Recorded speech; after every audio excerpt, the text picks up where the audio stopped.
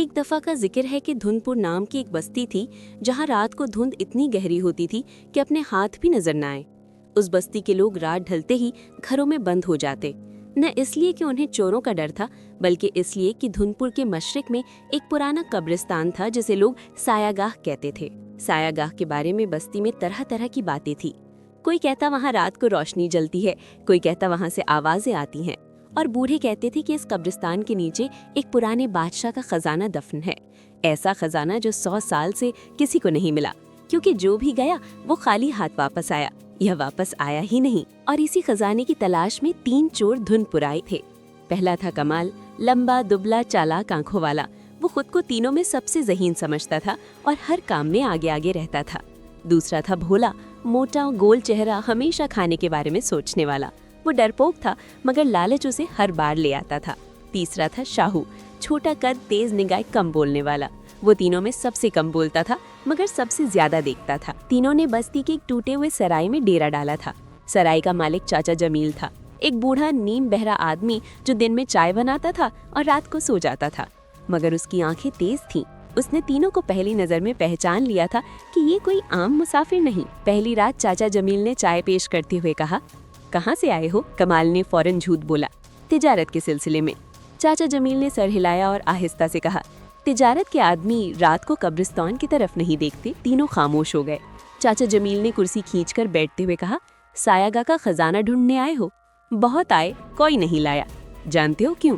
क्योंकि खजाना है ही नहीं, जो है वो इससे भी कीमती है। कमाल ने आंखें तंग की। क्या मतलब? बाबा जफर ने चाय का घूंट भरा और कहा, सायागाह में एक बूढ़ा रहता है, वो आज भी वहाँ है। जो उससे सवाल करे वो जवाब देता है, मगर वो जवाब हमेशा वो नहीं होता जो आदमी सुनना चाहता है। भोला ने घबराकर पूछा, बूढ़ा कब्रिस्तान में? हाँ, वो वहाँ का मुहाफिज है, 50 साल से। कमाल ने भोला और शाहू को आंख मारी।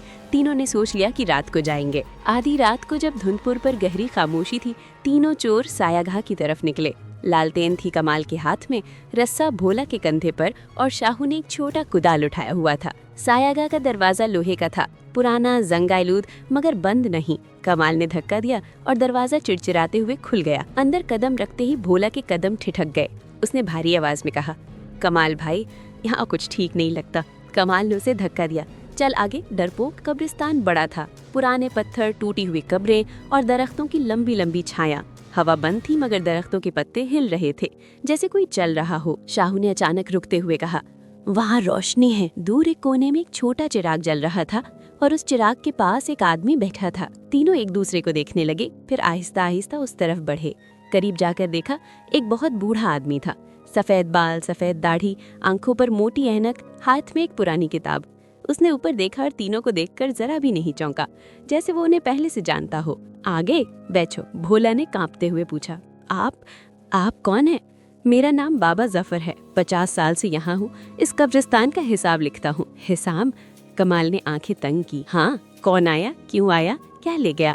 बाबा जफर ने किताब खोली और कहा, तुम 3 हो, कमाल, भोला, शाहू, खजाना ढूंढने आए हो। तीनों की सांसें रुक गई। आपको कैसे पता हमारे नाम? बाबा जफर ने मुस्कुराते हुए कहा, चाचा जमील मेरा पुराना दोस्त है, उसने बता दिया। फिर संजीदा होके बोला, बैठो, खजाना है यहाँ, मगर वो जमीन के नीचे नहीं, हर आदमी के अंदर होता है। तुम लोग बाहर ढूंढ रहे हो, जो अंदर है। कहानी का सबसे हैरान कुन मोड़ अभी आने वाला है। अभी वीडियो को लाइक करें और चैनल को सब्सक्राइब करें। बाबा जफर का राज अभी बाकी है। कमाल ने झुंझला कर कहा, बाबा हम फलसफा सुनने नहीं आए। अगर खजाना है तो बताओ कहाँ है, नहीं तो हम खुद ढूंढ लेंगे। बाबा जफर ने किताब बंद की और कहा, ठीक है, पहले मेरी एक बात सुनो, फिर जो चाहो करो। तीनों लोग गए। बाबा जफर ने कहना शुरू किया, 50 साल पहले मैं भी चोर था। मेरे साथ 2 और साथी थे। हम भी इसी रात इसी दरवाजे से अंदर आए थे, इसी खजाने की तलाश में। उस वक्त यहाँ कोई नहीं था, बस कब्रें थीं और खामोशी थी। तीनों खामोशी से सुनने लगे। हमने खोदना शुरू किया, घंटों खोदा। 1 रात, 2 रात, 3 रात, कुछ नहीं मिला। तीसरी रात मेरे एक साथी का पैर टूट गया, गड्ढे में गिरा। मैंने चाहा कि उसे छोड़कर भाग जाऊं। लालच कह रहा था, जा, वो खुद संभाल लेगा, मगर कुछ रुका मुझे। भोला ने सांस रोक ली। मैं रुका, साथी को उठाया, बाहर ले गया, उसका इलाज करवाया, अपने पैसे खर्च किए जो चोरी के थे। उस रात मुझे पहली बार एहसास हुआ कि किसी के काम आना, वो लम्हा किसी खजाने से ज्यादा कीमती होता है। शाहू ने आहिस्ता से पूछा, फिर आप यहाँ कैसे रह गए? बाबा जफर बोले, उस रात के बाद मैंने चोरी छोड़ दी। बस्ती वालों ने मुझे पहचाना, कहा ये चोर है, कोई काम नहीं दिया। मेरे पास कुछ नहीं था, तब इस कब्रिस्तान के इमाम साहब ने कहा, यहाँ आजा, मुहाफिज बन। जुआइल उसे समझा। मैं आ गया और फिर कभी गया नहीं। एक लंबी खामोशी छा गई। कमाल ने जमीन को देखा। भोला ने आंखें पोंछी। शाहू ने कुदाल जमीन पर रख दिया। बाबा जफर ने तीनों को देखा और बोली, तुम तीनों की कहानी मैंने चाचा जमील से सुनी है। कमाल, तुम्हारे घर में बीमार माँ है जिसकी दवा के पैसे नहीं। घोला, तुम्हारे छोटे भाई की फीस रह गई है स्कूल की। और शाहू, तुम घर के सबसे बड़े हो, बाप नहीं है, 5 छोटे बहन भाई हैं। तीनों को लगा जैसे किसी ने चेहरे पर पानी डाल दिया हो। बाबा जफर उठे, पुरानी किताब एक तरफ रखी और एक छोटा बक्सा निकाला। लकड़ी का पुराना मगर मजबूत। ये बक्सा धुनपुर के लोगों ने दिया है। जो भी इस कब्रिस्तान की सफाई करे, पुराने पत्थर ठीक करे, यहाँ के दरख्तों की देखभाल करे, उन्हें ये देते हैं। पिछले 3 महीने की मैंने अकेले काम किया, बहुत मुश्किल था। अगर तुम 3 महीने यहाँ काम करो ईमानदारी से तो ये बक्सा तुम्हारा। कमाल ने बक्सा देखा। इसमें क्या है? इतना कि तीनों के घर की जरूरतें पूरी हो जाए, मगर सिर्फ इस काम की एवज जो हलाल हो। कमाल ने लंबी सांस ली। उसने भोला और शाहू की तरफ देखा। भोला ने पहले सर हिलाया। मैं तैयार हूँ। शाहू ने कुदाल उठाया और कहा, काम से कभी नहीं डरा, बताओ कहाँ से शुरू करें। कमाल आखिरी बचा। उसने बाबा जफर को देखा। बूढ़े आदमी जो 50 साल पहले चोर था और आज इस कब्रिस्तान का सबसे मोजिज इंसान था। और फिर आहिस्ता से कहा, ठीक है बाबा, सिखाओ। अगले 3 महीने तीनों ने सायागाह में काम किया।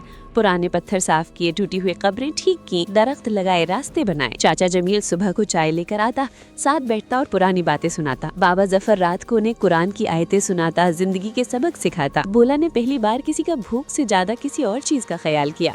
उसने एक दिन एक पुरानी कब्र पर गिरा हुआ पत्थर उठाया और पूरी दोपहर उसे सही जगह रखने में लगा रहा, बिना किसी के कहे। कमाल ने एक दिन बाबा जफर से कहा, बाबा मुझे डर था कि अगर माँ को पता चला कि मैं चोर हूँ तो वो मुझे नहीं मानेगी। बाबा जफर ने कहा, माँ को बताओ, माँ का प्यार सजा से नहीं सच्चाई से मिलता है। और शाहू जो हमेशा कम बोलता था, उसने एक शाम बाबा जफर के पास बैठकर पूछा, बाबा अगर आदमी बहुत गलतियाँ कर चुका हो तो क्या वो बदल सकता है? बाबा जफर ने उसे देखा और कहा, मैं तुम्हारे सामने बैठा हूँ, जवाब खुद मुलाहिजा करो। 3 महीने गुजरे। बाबा जफर ने वो लकड़ी का बक्सा खोला और तीनों को उनका हिस्सा दिया। कमाल ने माँ की दवाई के पैसे निकाले, हाथ कांप रहे थे। भोला ने भाई की फीस के पैसे अलग किए और पहली बार आंसू बहाए। खुशी के शाहू ने अपने छोटे बहन भाइयों के लिए कपड़े और खाने का सामान खरीदने का हिसाब लगाया। जाते हुए कमाल ने पलट कर देखा। बाबा जफर अपने चिराग के पास बैठा था, किताब खुली, कलम हाथ में। बाबा, आपने हमारा नाम इस किताब में लिखा है। बाबा जफर ने मुस्कुराकर कहा, हाँ, मगर चोर की तरह नहीं। फिर कैसे? 3 आदमी जो बदल गई, ये लिखा है। धुंधपुर में उसके बाद भी तीनों आते रहे।